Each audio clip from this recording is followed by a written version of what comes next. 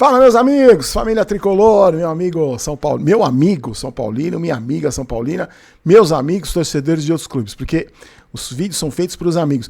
Vou falar uma coisa para vocês, eu me sinto mais à vontade, fico mais tranquilo, solto, fazendo vídeo que não seja de pós-jogo, porque eu acho que esse vídeo aqui, comentando comentários, os vídeos da semana, são para as pessoas que gostam. Dificilmente vem alguém aqui nos vídeos da semana me xingar, que nem ontem teve um monte. Mas eu fico mais à vontade, parece que a gente está conversando numa mesa de bar, assim, numa mesa de um restaurante, estamos jantando junto e conversando. Eu fico mais à vontade. Não que eu não fique à vontade também fazendo pós-jogo. É que o pós-jogo geralmente tem você fica mais... a emoção do jogo e tal, mas eu fico mais à vontade mesmo, me sinto conversando entre amigos. É igual nas lives. Nas lives eu também fico super à vontade, porque o pessoal fica trocando ideia, a gente fica respondendo. É legal você chamar as pessoas pelo nome. Então, por exemplo, o André comenta lá. Aí eu falo, pô, André, sabe, fica uma coisa mais... Eu gosto pra caramba disso. Quem já conversou comigo fora daqui, né, quando que se encontrou comigo, conversou comigo, sabe que eu gosto pra caramba de conversar. Outro dia eu tava passando na frente de um prédio que tem aqui perto de casa, tem o meu prédio e tem um outro prédio. O porteiro parou pra conversar comigo, ele só perguntou, e o São Paulo? Aí eu fiquei 25 minutos falando, depois eu me dei conta, falei, cara, o cara só perguntou, e o São Paulo, Barolo? Eu comecei a desembestar, falar, acho que o cara tava de saco cheio de me ouvir falar, agora quando eu passo ele só faz assim pra mim, então eu gosto pra caramba de conversar, e eu me sinto muito à vontade conversando com vocês durante a semana aqui. Ó, eu tô gravando esse vídeo mais cedo, agora são exatamente 13 horas e 29 minutos, porque eu tenho médicos hoje, aliás, eu tenho uma sequência de... Lembra aqueles exames que eu fiz lá, que deram os resultados meio estranhos? Eu só consegui marcar médico agora. Então tem um médico hoje, tem um médico semana que vem, no dia 31. Então os médicos são esses horários no final da tarde. Então eu tô gravando um pouquinho mais cedo, tá? Se tiver alguma notícia muito importante, a gente vê no vídeo da manhã, porque amanhã a gente vai fazer pré-jogo. Então eu tô gravando pra gente fazer o comentando comentários. Eu quero repercutir ainda a vitória de ontem com você, porque eu vi a coletiva do Crespo, vi os comentários dos amigos e também muita gente perguntando do Grego, lá do tal do Grego, porque parece que surgiram umas informações que mudou, não vai ser mais o que estava combinado antes. A gente vai falar sobre tudo isso, mas eu quero também muito agradecer você que esteve aqui ontem e fez o comentário. Eu fico muito contente quando as pessoas fazem os comentários assim, porque os caras escrevem, comentam, participa do canal, por isso que eu ofereço presentes para vocês. Tá aqui, ó, o presente vai para os amigos quando a gente chegar a 554 mil inscritos no Barulho Vídeos ou 174 mil no Barulho Jogos. Se inscreva nos canais, deixa o like, aperte aí no botãozinho do gostei, porque também ajuda na divulgação. A gente recebeu mais um apoia-se, tá?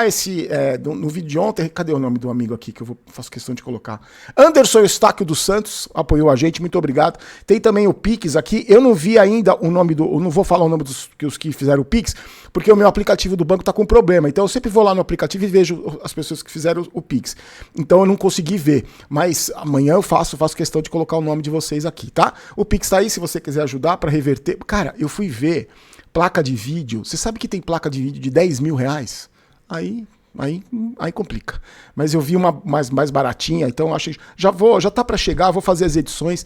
Então é para isso, tá? O dinheiro do Pix é para isso, é pro canal, em benefício do canal, porque eu faço questão de cada vez mais ir melhorando a qualidade dos produtos, mesmo que do que a gente oferece, mesmo que seja de uma maneira que não é profissional, assim, porque também eu acho que o nosso bate-papo aqui não é...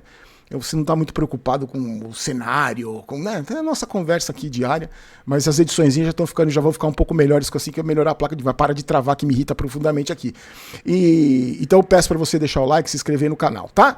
Meus amigos, olha só, eu tenho tanta coisa para falar, eu fico tão perdido, porque você já percebeu que eu falo um pouco, né? Eu gosto de falar, e eu fico... tem muita coisa para falar. Ó, a coletiva do Crespo, ele falou da entrada do Ferreira, que ele precisava de 1 contra 1, falou que o Bobadilla, que mudou a posição do Bobadilla, precisava que o Bobadilla fizesse um favor ali. Ele tem o grupo, mais ou menos ele tá controlando o grupo ali. Falou que o Luciano é o Luciano, tá super contente. O Luciano participou, a gente já vai falar sobre isso, participou de todos os gols desde que o Crespo chegou, e falou sobre os adversários agora, calendário, aquilo de sempre que a gente está acostumado. Lembrando que ele não pulou no colo do Luciano quando o Luciano fez o gol, né? Todo mundo comemorou, mas ele não viu o Crespo pular no colo do Luciano. E teve um amigo que eu esqueci o nome dele agora. Ele mandou um e-mail para mim falando: Barolo, lembra que o Zubeldia estaria suspenso do jogo contra o Atlético Nacional, porque ele tomou cartão amarelo. E o Zubeldia, o último cartão que o último cartão que o Crespo recebeu foi em 2021. na primeira passagem dele pelo São Paulo. Você vê a postura. É que aquilo que a gente falava, né? Eu gostava do Zubeldia vibrar no campo, eu achava legal. Eu tinha essa imagem, né, do torcedor dentro de campo, só que ele passava do ponto, né? Passava do ponto, tomava cartão besta, prejudicava o clube. Não, como é um clube sem comando, ele não levava bronca, no outro jogo ele fazia a mesma coisa. E não precisa você pular no colo do jogador. E o mais importante é o trabalho feito com os jogadores dentro de campo, né? Não é ali fora na beirada de campo. Senão você coloca um animador de torcida, ele põe o Liminha do Silvio Santos, que aliás é um cara muito gente boa, e fica lá fazendo festa com a torcida, é a mesma coisa. Então ele, é verdade, ele estaria suspenso. Agora, eu vou lembrar, eu quero que você guarde isso aqui que eu vou falar, meu amigo, minha amiga, guarde isso que eu vou falar, com o passar do tempo, talvez a gente precise lembrar disso aqui. O Crespo começou a fazer um trabalho, jogou contra o Flamengo, um jogo horroroso, uma postura defensiva, o São Paulo perdeu. Depois fez contra o Bragantino um bom jogo, contra o Corinthians fez o melhor jogo do ano e ontem fez o resultado que era o mais importante. Então, tava na cara, pra mim tava na cara que a culpa não era dos desfalques, você vê, ele tá com mais desfalques ainda que o Zubeldia e conseguiu achar soluções. A culpa era sim do Zubeldia, também era do Zubeldia, como a gente cansou de falar aqui, só que eu vou lembrar mais uma vez o que eu venho falando desde a época que o Diniz foi demitido. Se esses incompetentes que administram o clube não derem respaldo pro Crespo, no primeiro problema ele já vai cair, ele já vai sair. Porque lembra que eu falei da entrevista do Fernando Casaderrey na Bandeirantes, que ele falou que na época do Tele Santana, por 3, 4 vezes, jogadores quiseram derrubar o Tele, e ele chegou para os jogadores e falou, vocês saem, o RH é naquela porta ali, o Tele vai ficar, deu respaldo pro treinador. E o Tele foi campeão do mundo, conquistou tudo que conquistou no São Paulo. Então não adianta nada você ter um treinador bom, como o Crespo está se mostrando ser, até agora também não provou nada, mas pelo menos o São Paulo já tem uma outra cara, se essa diretoria não der respaldo quando os problemas acontecerem.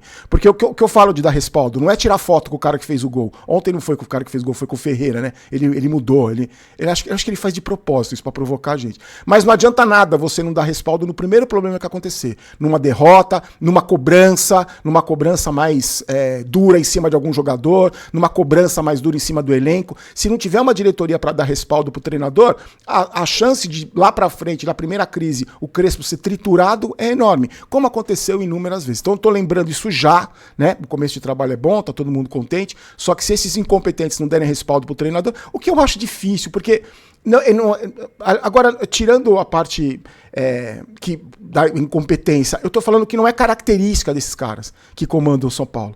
Não é característica desses caras ter um comando como foi, por exemplo, do Fernando Casaderrey, né? Que tinha uma hierarquia, que era ele, depois o treinador, depois os jogadores. Lá no São Paulo é o oba-oba, aquela coisa que todo mundo faz o que quer. A gente sabe como funciona. E isso não é só, vamos ser justos, não é só da gestão Casares. Isso aí vem da gestão Leco, gestão Aidar, e desse mesmo grupo político. Então não é característica desse grupo político fazer nenhum tipo de cobrança, de dar respaldo para treinador. Não é característica desses caras. E aí, o Luciano jogando na posição certa, o que a gente falou, ontem aliás teve pouco Enzo Carente, acho que eu vi 1 ou 2 Enzo Carente que eu ignorei solenemente, mas teve viúva do Igor Vinícius, por incrível que pareça, gente. Tem gente que tem saudades do Igor Vinícius. É um Enzo Carente, com certeza. Mas muita gente lembrou da posição certa do Luciano, né? E o Luciano jogando na posição certa com o Crespo, ele não jogou contra o Flamengo porque estava suspenso. E participou de todos os gols do São Paulo desde que o Crespo chegou. Os 2 contra o Bragantino, fez os 2 contra o Corinthians e fez ontem contra o Juventude. É simples, né? Jogar na posição certa. E ontem, meus queridos, eu nem comentei com vocês a volta do Luan. O Luan voltou depois de 665 dias a vestir a camisa do São Paulo. O último jogo do Luan com a camisa do São Paulo foi contra o Curitiba, no dia 27 de setembro de 2023, o São Paulo jogou contra o Coritiba. Olha que... Pô, fiquei contente pela volta do Luan. Agora, Luan, só depende de você, filho. Só depende de você. Os treinadores que passaram aí, por alguma razão, eles tinham para não te relacionar, para não te dar chance. Agora, depende de você. Eu gosto de você, eu acho que você teve um papel importante, só que se não tiver responsabilidade, e mesmo eu gostando de você, você vai ser cobrado igual outro jogador qualquer. Não é porque você é da base, porque você corre, é esforçado, que você não vai ser cobrado que tem que ficar passando a mão na cabeça. Se dentro do São Paulo tem 1 milhão de pessoas que ficam passando a mão na sua cabeça, agindo errado, porque prejudicam você e prejudicam a sua carreira, neste canal e das pessoas que acompanham esse canal, você não vai ter passada de mão na cabeça. Você vai ser cobrado como jogador de um time gigante que é o São Paulo e vai ser elogiado quando cumprir o seu papel. Então eu ontem, pessoalmente, fiquei muito feliz pela sua volta, agora é você aproveitar as oportunidades. Já vamos falar do Grego, já, que tem a ver com a última pergunta de um inscrito do canal, tá? O Richelli fala o seguinte: o time jogou bem, com toques pelo meio, criando inúmeras chances, sem contar que o Rafael praticamente não trabalhou. Sabemos que o Juventude não é parâmetro, mas se compararmos com o time do Zubeldia, a evolução e a melhora são notórias. Sem contar ainda o tanto de desfalque que temos. Então, Richelli, por isso que eu separei seu comentário, porque muita gente falou dos desfalques também. Tá aí. O mesmo número de desfalques, aliás, mais desfalques ainda, né? Porque tá sem as principais estrelas, o São Paulo tá achando pelo menos um mínimo padrão de jogo. Agora, é claro que eu já vi gente falando de G4, gente, peraí, calma, os caras também os caras são empolgados, calma, não é de G4, calma, vamos aos pouquinhos, né?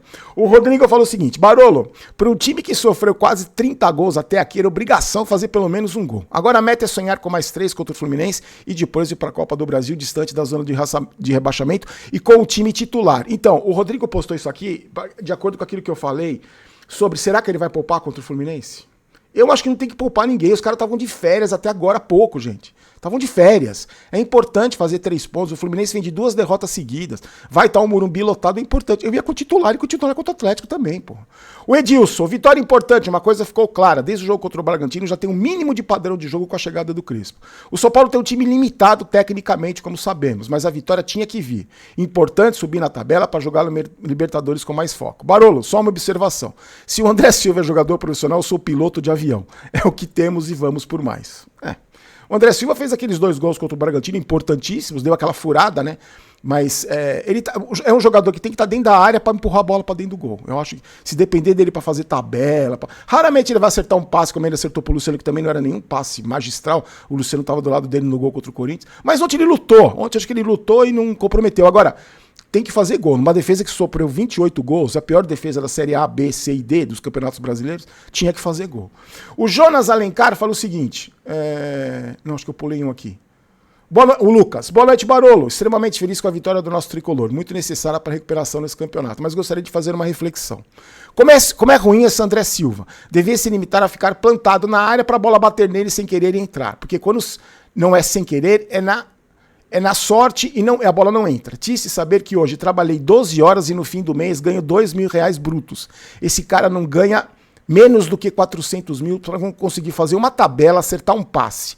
Não foi nenhuma surpresa. Assim que ele saiu, o Ferreirinha entrou e saiu o gol. Eu estou usando o exemplo do Lucas, que usou o exemplo do André Silva, mas eu queria, aliás, eu acho que é um assunto para a gente conversar outro dia, qualquer dia desses aí, num dia mais tranquilo, sobre os salários exorbitantes que os jogadores de futebol ganham, mais especificamente do São Paulo, né? Porque eu sempre falo com vocês aqui das pessoas que insistem em dizer que jogador de futebol é coitadinho, e eu fico maluco com isso.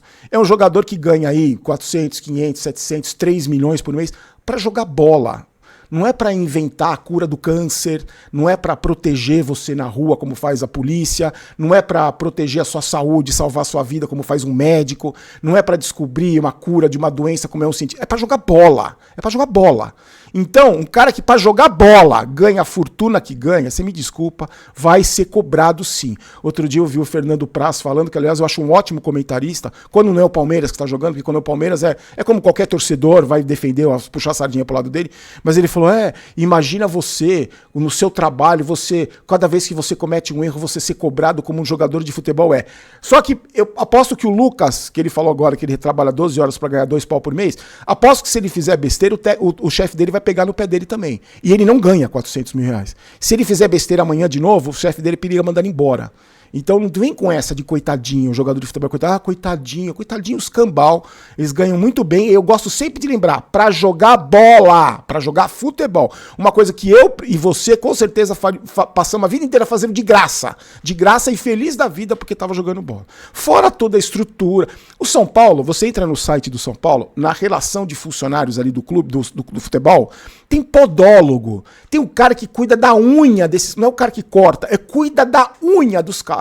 Então, pelo amor de Deus, né? Coitadinho é os cambal. Lembrando, somos patrocinados pela KTO. Daqui a pouco eu vi o último comentário sobre o grego aqui, tá? Somos patrocinados pela KTO. Você faz a sua fezinha, final de semana tem jogo pra caramba. Dá pra você se divertir com a aposta esportiva do jeito que você quiser, da maneira que você quiser, desde que seja com responsabilidade. Eu faturei no jogo do Fluminense, porque eu apostei no Palmeiras. Eu tava torcendo pro Fluminense. Então eu pensei, se o Fluminense ganhar, eu fico feliz. Se o Palmeiras ganhar, eu ganho a graninha. Ganhei 5, não ganhei 5, ganhei mais. Acho que ganhei R$14. Então se divirta. Como eu faço para se divertir com apostas esportivas? E esse jeito que eu gosto, que é o mais legal que eu gosto de apostar. Você tá torcendo para um time, você joga contra. Você aposta no que você tá torcendo contra. Porque aí, como eu erro tudo mesmo, geralmente aí você fica feliz dos dois jeitos. Eu não faço isso com o São Paulo porque eu não consigo apostar contra o São Paulo. Eu só torço pro São Paulo ganhar. Meus queridos, olha só. O Jonas Alencar comenta o seguinte: Barolo, você viu o Pedrinho dando uma entrevista coletiva mesmo com o time lá embaixo na tabela? E o nosso blogueiro, cadê ele, hein? Estou comentando assim que acabou o jogo, mas será que vai ter fotinha com o Luciano?